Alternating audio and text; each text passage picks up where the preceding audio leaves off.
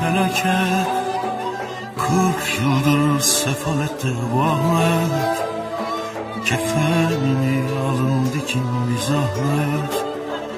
Gömün beni bir başıma. Nedir bu başımdaki felaket?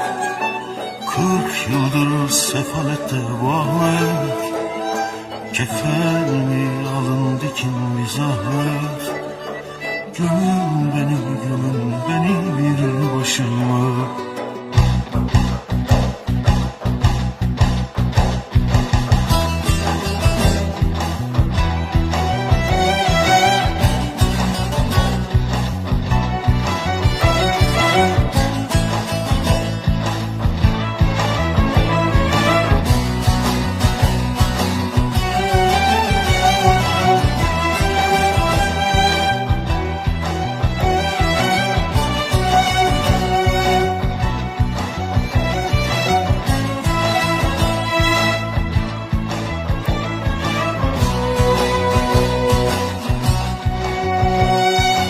Elimde değil, elimde değil, elimde değil, susamıyorum. Elimde değil, elimde değil, elimde değil, elimde değil, susamıyorum. Hele bir ışıklar sönsün, hele bir kapansın kapılar.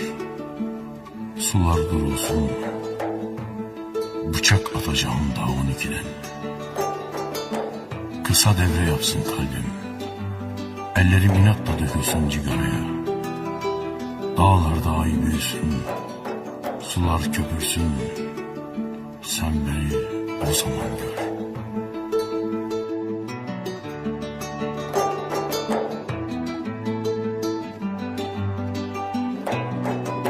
Hele küssün meydanlar, dehşetin oğlu yürüsün. Ağır bir köpek karanlığı ve tüm mayınlar patlasın. Sen beni o zaman gör. Kaldırımlara yağmur dökülsün. Dağılsın dişlerimde gülüşler. Kayıp bittiklerim bir dönsün. Sen beni o zaman gör. Yalnızlık ne demek? Kül olsun uykular. Kuşlar silinsin gözlerimden. Sen beni o zaman gör. Saçlarımda kırılsın kar. Baştan çizilsin uçurumlar. Kırılsın camlar. Sen beni o zaman gör. Nedir bu başımdaki felaket? 40 yıldır sefalette bu Ahmet. Kefenimi alın dikin bir zahmet. Gömün beni bir başıma. Nedir bu başımdaki felaket? 40 yıldır sefalette bu Ahmet. Kefenimi alın dikin bir zahmet. Gömün beni bir başıma. Nedir bu başımdaki felaket? 40 yıldır sefalette bu Ahmet.